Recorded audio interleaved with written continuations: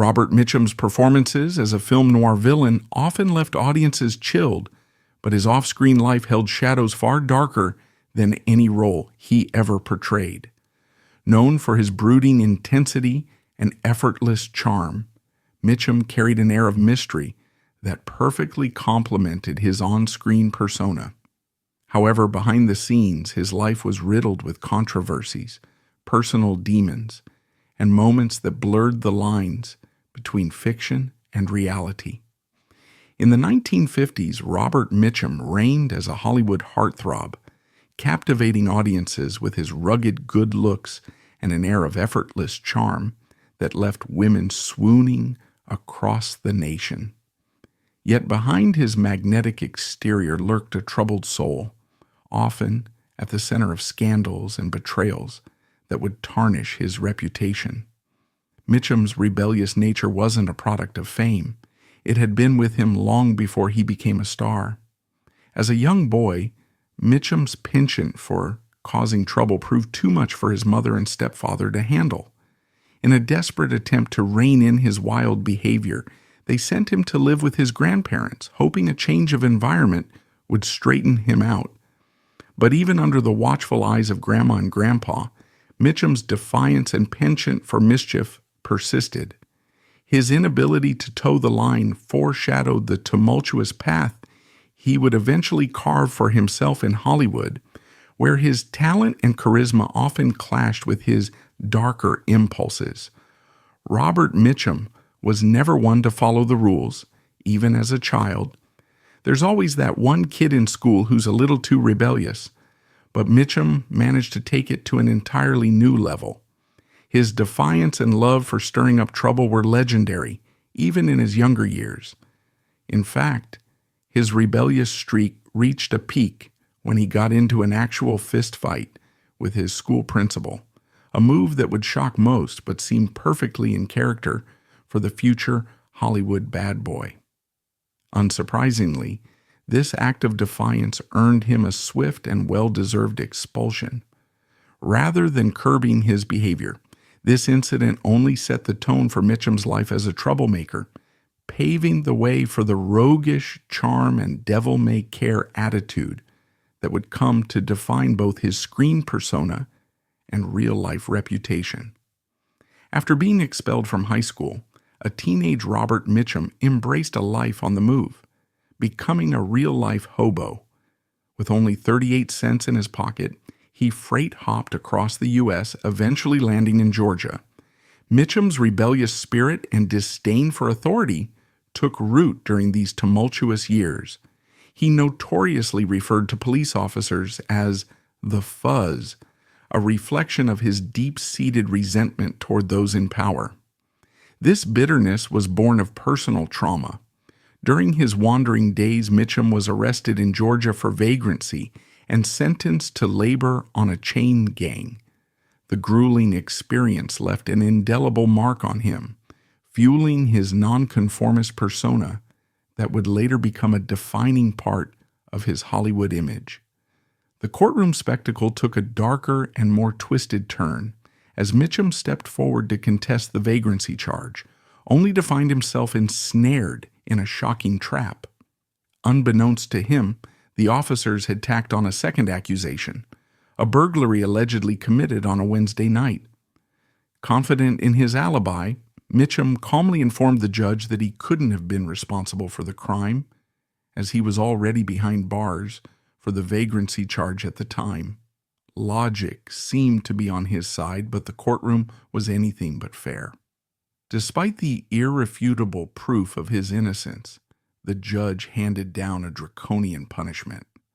Mitchum was sentenced to serve on a chain gang, with no clear end to his ordeal. The ruling was as baffling as it was unjust, leaving him trapped in a system that seemed determined to punish him, no matter the evidence. This was Robert Mitchum, after all, a man who wasn't about to accept his fate without a fight. Within days of being sentenced to the chain gang, he made a daring escape, dodging bullets fired by guards as he fled into the unknown. Life on the road, or more accurately along the railroad tracks, was grueling, for the runaway. Mitchum often found himself desperate for a place to rest, but his resourcefulness knew no bounds. When he needed a warm spot to sleep, he would cleverly turn himself into the authorities and request a jail cell, treating it as a makeshift sanctuary where he could catch up on some much-needed sleep. It was a cunning survival tactic, perfectly in line with the rebellious spirit that defined Mitchum's early years. In his quest to make ends meet, Mitchum found himself stumbling into the unlikeliest of professions: Hollywood acting. Despite the odds, he not only broke into the industry, but managed to carve out a path to success. His big break came when he landed the role of a soldier in The Story of G.I. Joe, a performance that would later cement his reputation as a rising star. But just as the spotlight began to shine on him, fate intervened. No sooner had filming wrapped than Mitchum received his draft notice, abruptly pulling him away from his burgeoning career. It was a bittersweet turn of events as the promise of stardom collided with the unavoidable call of duty. One thing about Robert Mitchum was absolutely undeniable. He much preferred the glamour of playing a soldier on screen to the harsh reality of actually being one. When he was drafted, Mitchum was assigned to Fort MacArthur in California, where he took on the role of a medic. At first glance, this seemed like a fortunate assignment compared to the perilous front lines, but the job came with its own set of challenges. Among his duties, Mitchum was tasked with conducting medical examinations on new recruits, specifically checking them for venereal diseases before deployment. It was a far cry from the action-packed, heroic personas he would later embody in Hollywood.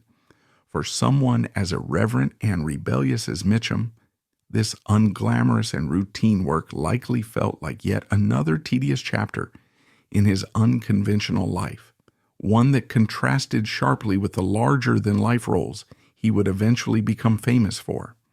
Despite his rugged charm and status as a Hollywood heartthrob, Robert Mitchum was a man who seemed to value stability in his personal life, or at least gave the impression he did.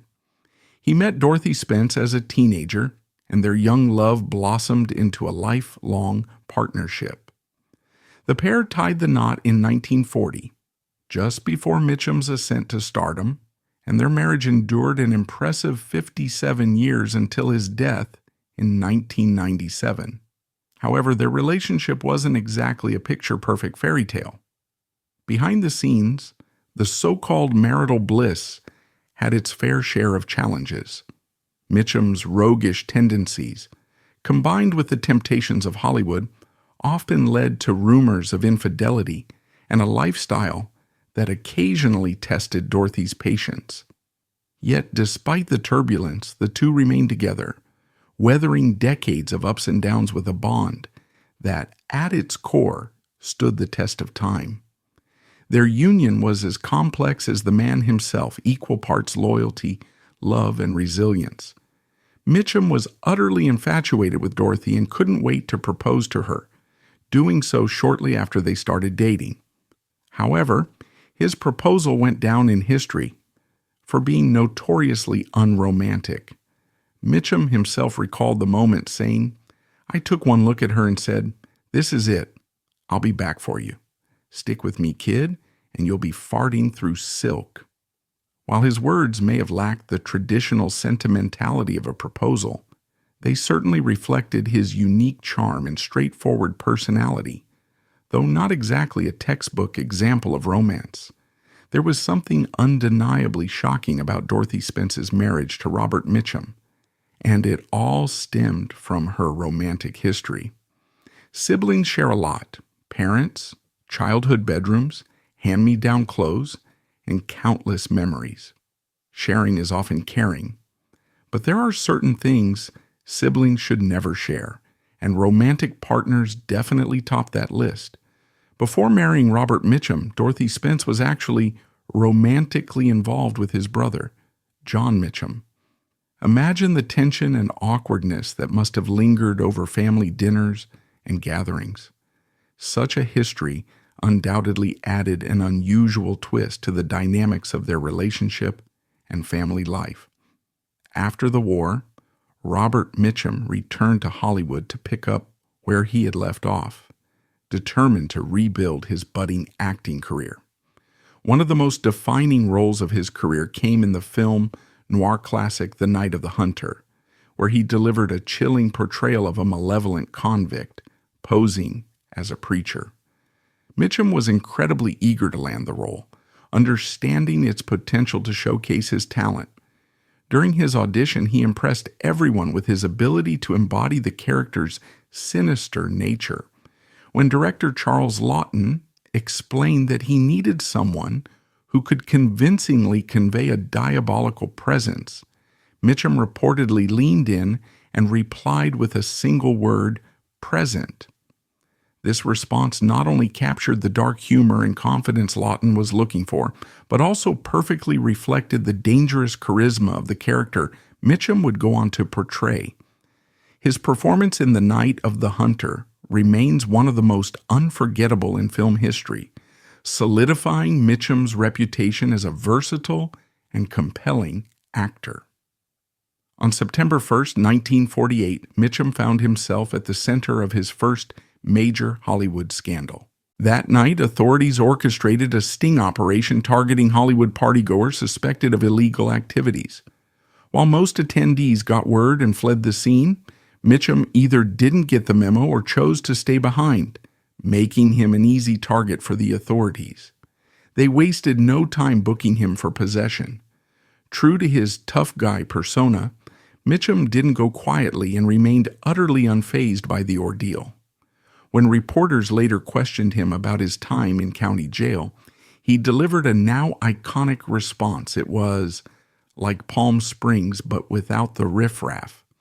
His rebellious attitude only added to his bad boy image, cementing his reputation as one of Hollywood's most unapologetic stars.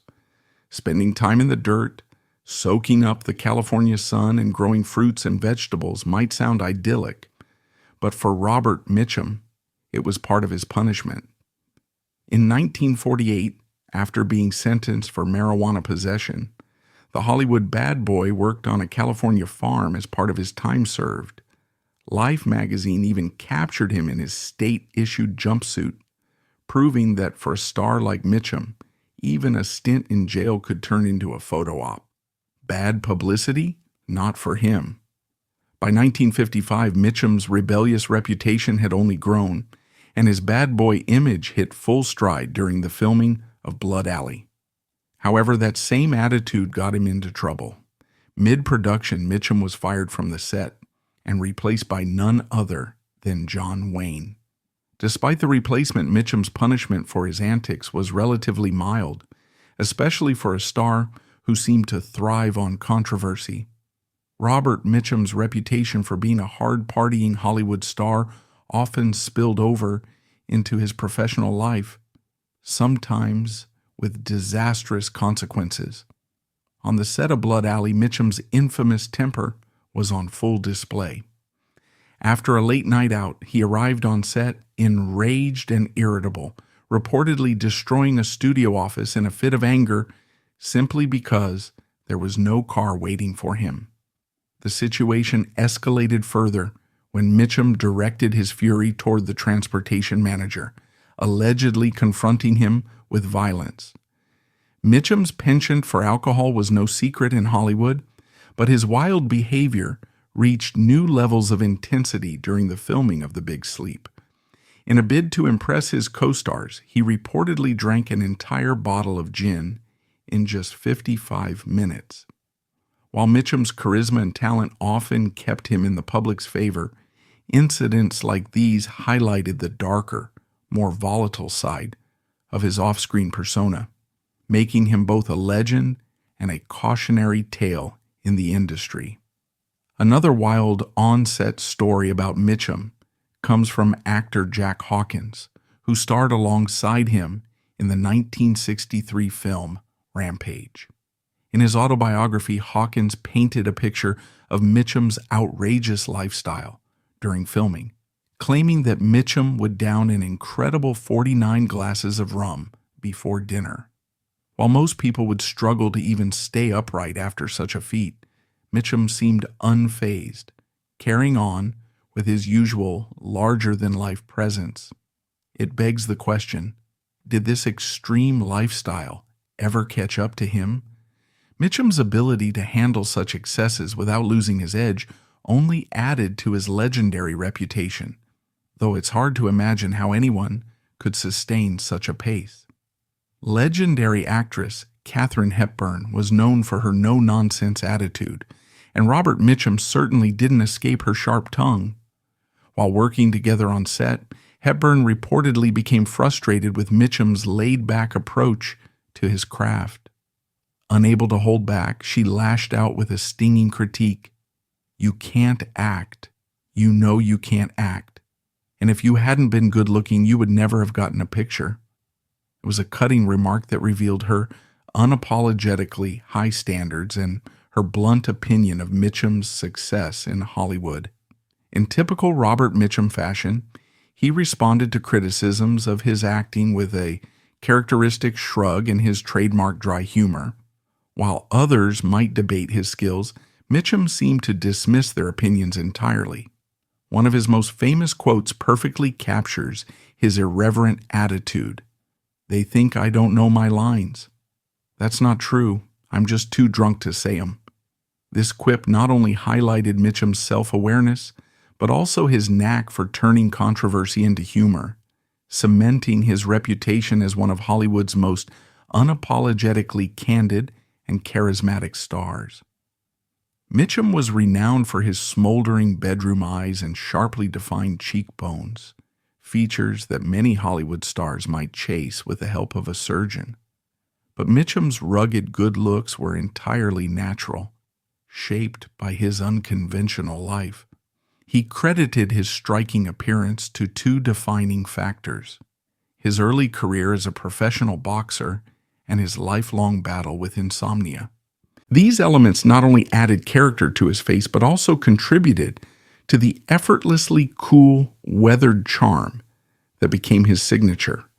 With his rugged, good looks, magnetic presence, and effortless charisma, Robert Mitchum had an undeniable appeal, particularly with women. It's easy to imagine that his life as a Hollywood star must have brought him countless admirers, making it difficult to maintain a conventional sense of marital fidelity.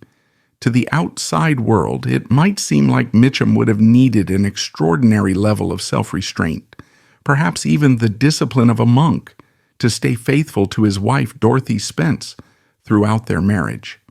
However, the reality was quite different. Mitchum was known to engage in numerous affairs during their union, and his extramarital relationships were far from secret in Hollywood circles. These indiscretions understandably created significant challenges in his marriage to Dorothy, and they must have tested the strength of their relationship on many levels. Despite the emotional strain and public scrutiny that came with being married to a larger-than-life Hollywood star, Dorothy remained steadfastly by Mitchum's side. Her loyalty and determination to uphold their marriage, even in the face of his repeated infidelities, spoke volumes about her resilience and commitment. Their relationship was undoubtedly complex, marked by both the glamour and the trials of life in the public eye. Yet Dorothy's unwavering support for Mitchum, even during the most turbulent times, added a poignant dimension to their story, one that underscores the strength it takes to endure such challenges while maintaining a lifelong partnership. Mitchum had a long career, much of it very visible in the tabloid headlines of the time. Apart from his actual detainments, the Hollywood bad boy developed a real rap sheet of scandals. But the star wasn't about to shy away from his actions. Of his scandals, Mitchum said, "They're all true. Booze, brawls, broads, all true." Mitchum never seemed burdened by his bad boy reputation. In fact, he embraced it with open arms, turning it into a key part of his public persona. However, behind his rugged, devil-may-care exterior lay a surprisingly sensitive and introspective man, While he often came across as the ultimate tough guy on screen and in public, Mitchum had a poetic soul and a reflective nature that few would have guessed. He frequently wrote poetry, using it as an outlet to express his deeper thoughts and emotions, which he rarely showed to others.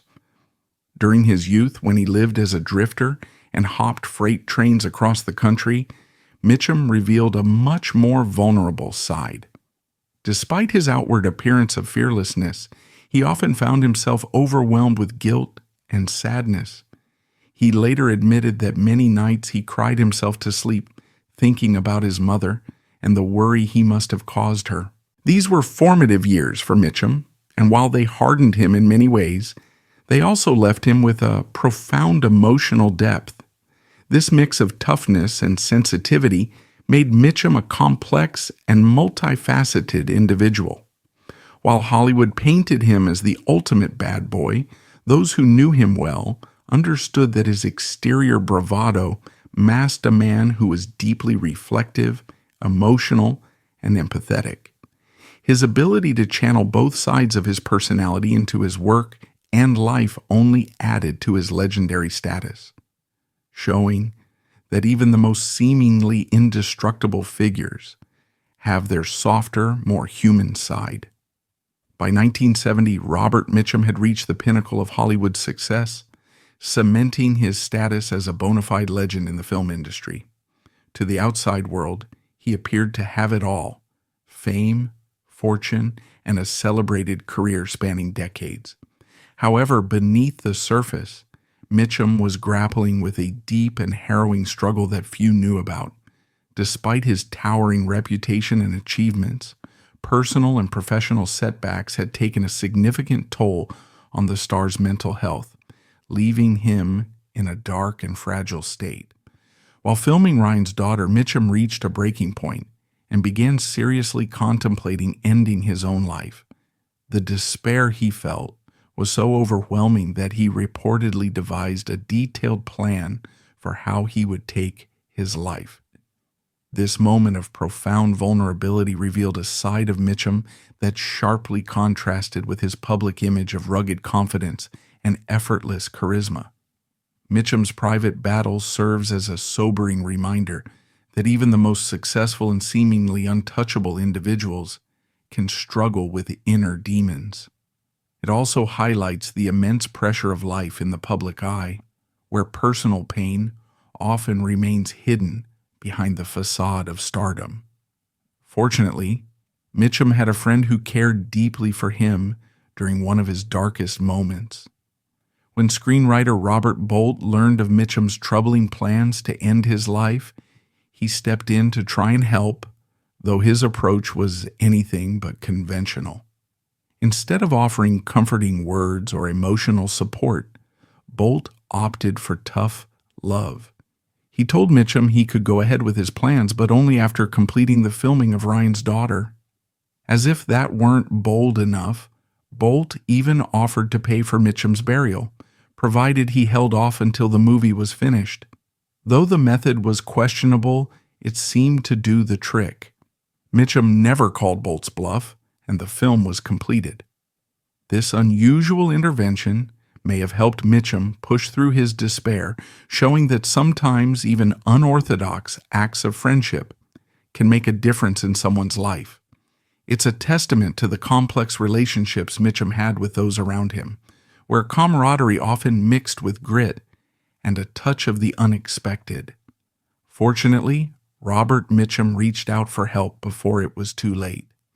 After years of hard drinking, wild partying, and the emotional toll that came with his lifestyle, the Hollywood legend made the critical decision to turn his life around. In 1984, Mitchum joined the ranks of many celebrities who sought help for addiction, checking into the renowned Betty Ford Center to address his issues with alcohol. While it's unclear whether the program completely freed him from his struggles with addiction, it did mark a turning point in his life. Mitchum significantly toned down his partying and adopted a more subdued lifestyle. In his later years, the notorious Hollywood bad boy began to show a softer, more compassionate side. Those who worked with him in his final films noted a change in his demeanor, a kinder, gentler Mitchum, who had left behind much of the chaos that once defined his life. This transformation didn't just signify personal growth, but also offered a glimpse of his resilience and willingness to confront his demons. It stands as a testament to the power of seeking help and the potential for change, even for someone as famously rebellious as Robert Mitchum. Some actors are known for their intense dedication to their craft, fully immersing themselves in the minds and emotions of their characters, even when the cameras stop rolling. Robert Mitchum, however, was not one of those actors. For Mitchum, acting was simply a job, and he approached it with a practical, no-nonsense attitude that set him apart from his more methodical peers.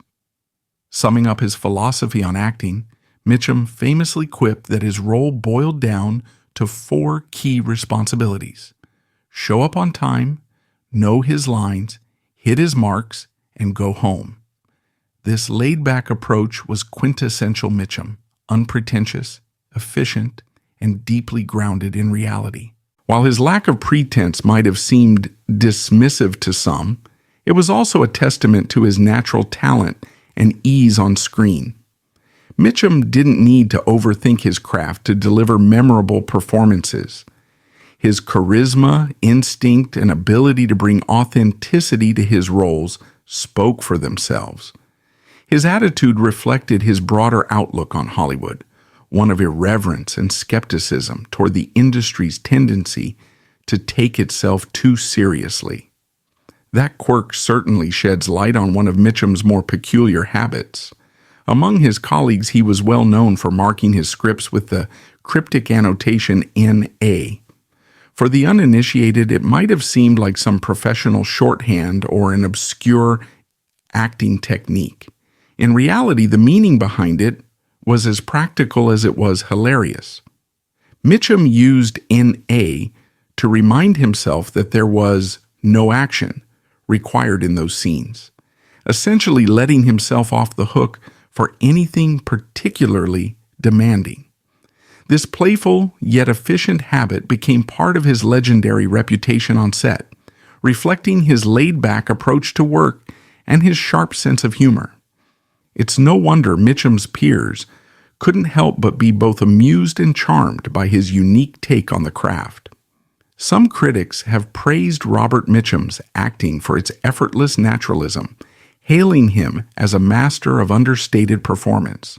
However, knowing Mitchum's famously self-deprecating humor and rebellious nature, he might not have taken such compliments too seriously. In one interview, as the host enthusiastically marveled at Mitchum's extensive and diverse filmography, the actor cut in with his characteristic wit, saying, "Look, I have 2 kinds of acting, one on a horse and one off a horse. That's it." This quip perfectly encapsulated Mitchum's laid-back attitude toward his craft and his tendency to downplay his talent, even when others viewed him as one of Hollywood's greats. Despite his modesty, or perhaps because of it, Mitchum's unique approach to acting became an enduring part of his legendary status. By 1997, Robert Mitchum's health had deteriorated significantly, the result of a lifetime marked by his penchant for hard living and indulgent choices. On July 1st, 1997, the legendary actor passed away at the age of 79, leaving behind an indelible mark on Hollywood. True to his unpretentious and straightforward nature, Mitchum had no interest in extravagant farewells. He requested a simple cremation and explicitly forbade his wife Dorothy from organizing any kind of memorial service in his honor. Despite his wishes for a quiet end, Mitchum's legacy continues to resonate with countless fans around the world. His extensive body of work, including iconic films that span decades, remains a source of inspiration and entertainment. Equally compelling were his off-screen adventures, from his rebellious antics to his unfiltered personality, which cemented him as one of Hollywood's most fascinating figures. For many, Mitchum's life and career are a testament to the enduring appeal of a true original, both on and off the silver screen. With timeless performances in classics like Cape Fear, 1962, and El Dorado, 1966, Mitchum captivated audiences with his magnetic screen presence. However, the man himself was far less impressed.